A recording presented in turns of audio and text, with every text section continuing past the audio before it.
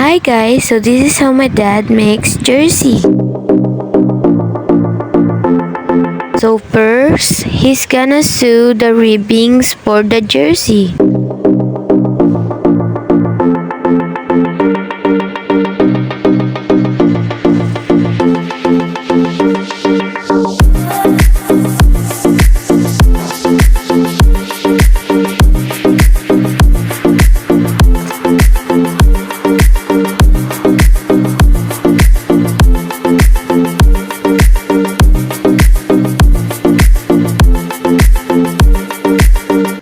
And now he's gonna attach it to the jersey.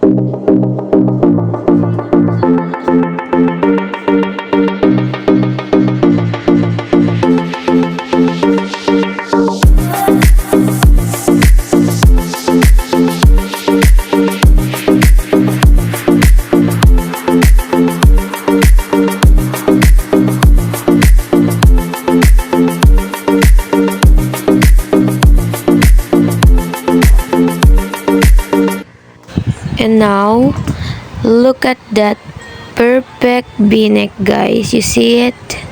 After that, you're gonna repeat the whole process all over, guys.